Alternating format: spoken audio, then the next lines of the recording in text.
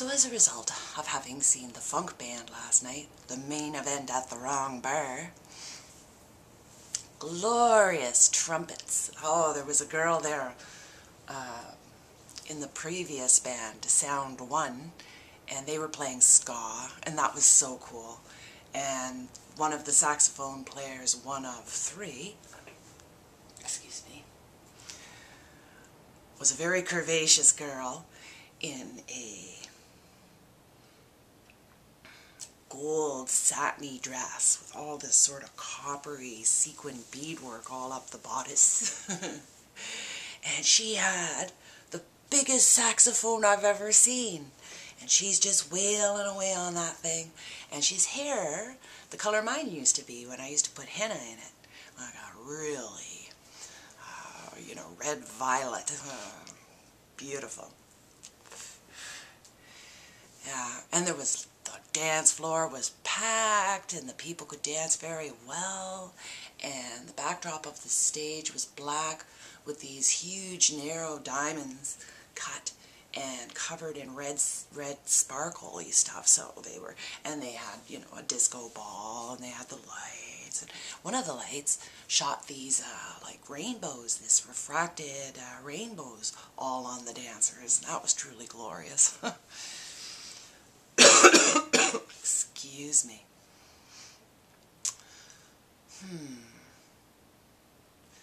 You've got a red light on, my little friend, but when I look at your screen back there, it doesn't say anything.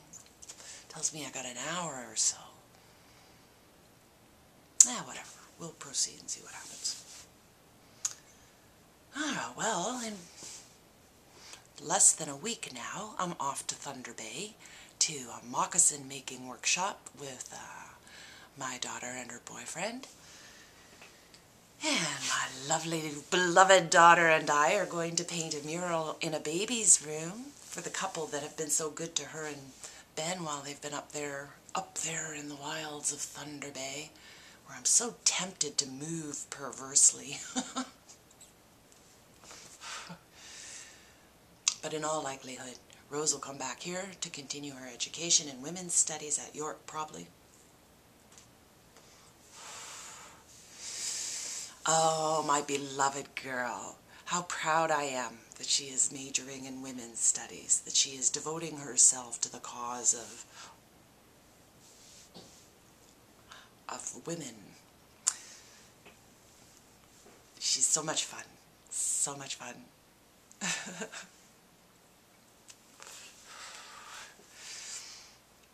Diva says to me that if I never accomplish another thing, nothing, it won't matter, because Gift, my beloved daughter Rose, is the light of my life. I am proud to have brought such a human being into the world. That being said,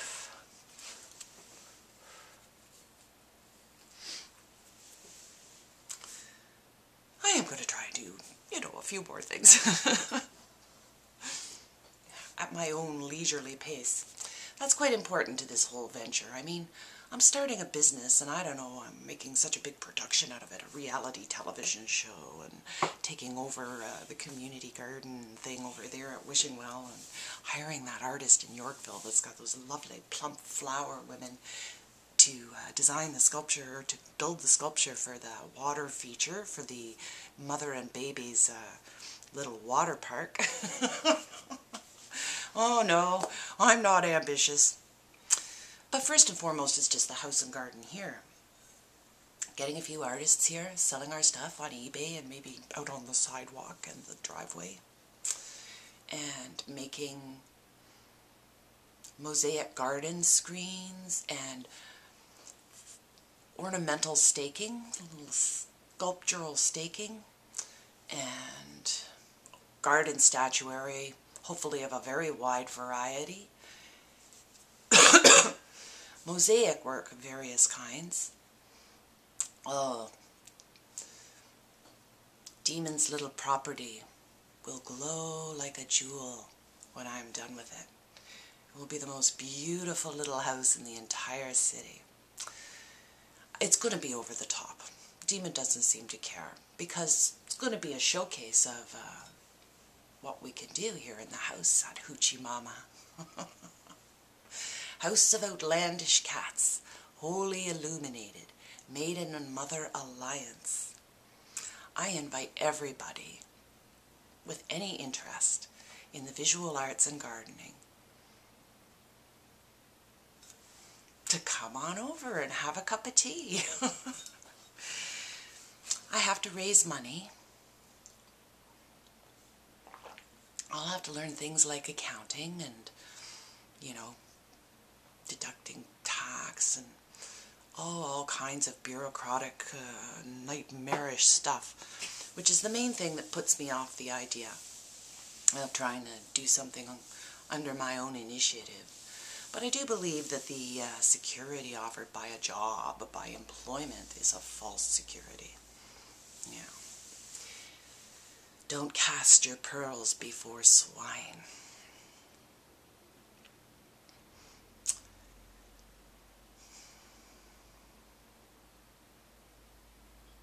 Life should be satisfying. I don't think you should or can be happy every second, all the livelong day. It's important to have a sense of humor. Very important to have a sense of humor. And it's important to be patient and tolerant and compassionate.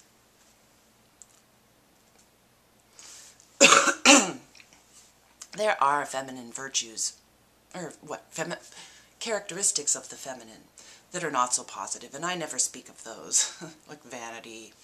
Well, I do speak of it occasionally, but,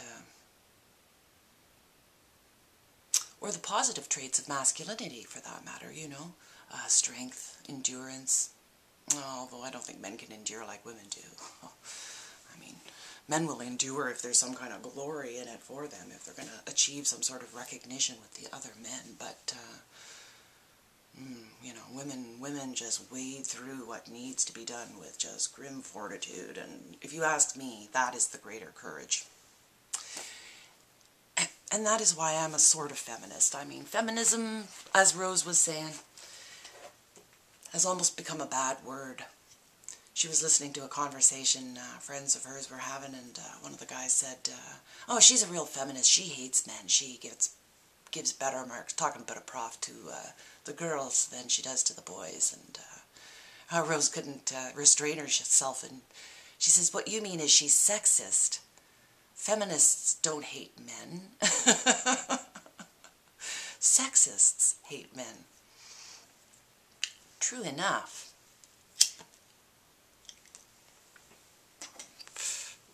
True enough. And that's an important distinction. What I'm getting at, basically, without rambling on and on endlessly, is that any men that want to come to Hoochimama, by all means, you know, but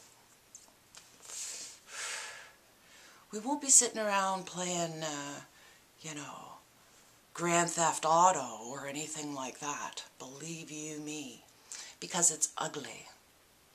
That's why, because it's ugly. Because that's not a truth that I'm willing to accept. So there.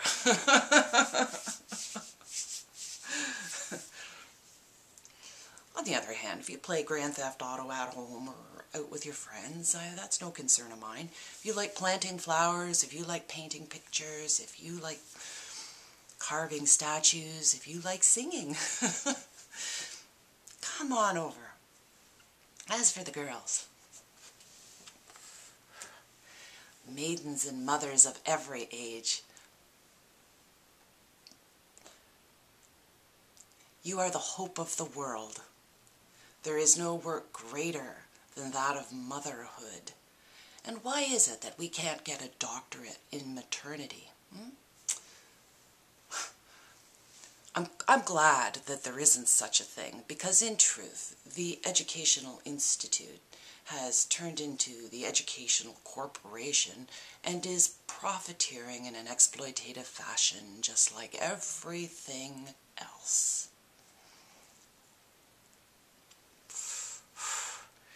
except for mothers. This lowly work, you know, that the rich farm out to imported slave labor from suffering countries. It's ugly.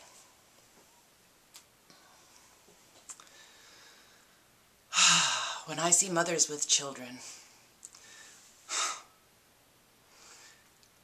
it takes my breath away. I was going to say it's a relief, and it is, but it's much more than that. When I see mothers with children, when I see fathers with children, when I see people acting beautifully to one another, oh, my heart sings. It's what people want. If it wasn't what most people wanted, we'd have annihilated ourselves beyond redemption long ago.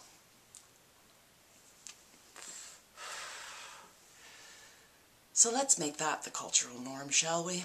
And I believe for the time being, there does need to be an emphasis on the feminine. Not feminism in any kind of, you know, kill off the men or anything like that.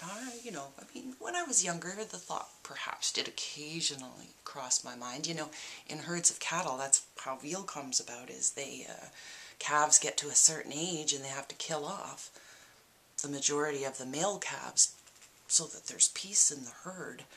And, well, you know, you could think, well, would the same law apply to people, I wonder? But that would narrow the gene pool, of course, as well as not really being very compassionate, which is, of course, the highest value.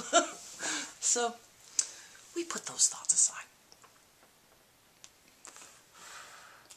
Besides that, there are many, many men I love and admire. People. I have a discussion with a neighbor of mine quite frequently about gender, and he doesn't like the use of any kind of gendered discussion. He just wants a neutral, you know, that people are just people, not men, not women, not this.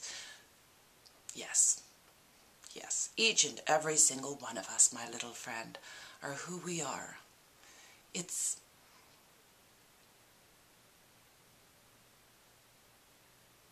like snowflakes, like grains of sand.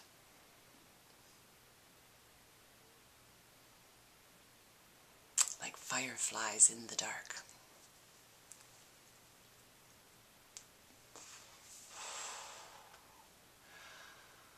Yeah. So you might as well do what you want. Hopefully what you want to do is not hurt people. And if that is what you want to do, I don't know, you know, I wonder about that. Hoochimama be a good place for a person like that, or just forget about it, you know? I don't know.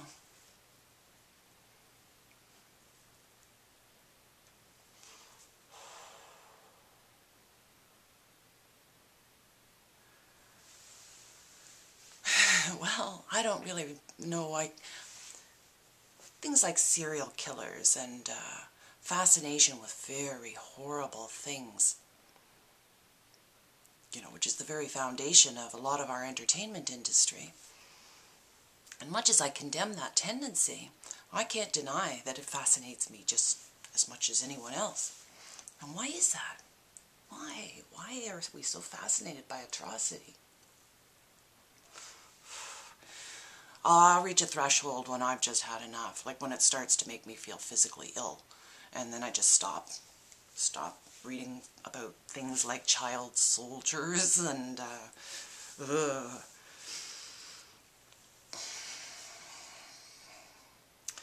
yeah, the abuse of children makes me shiver and weep. You know.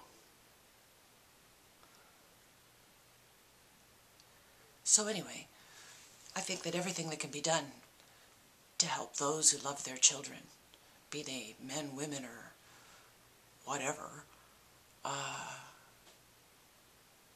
sexiest thing any of us can do is make the world beautiful. All right, that's it for now. Bye.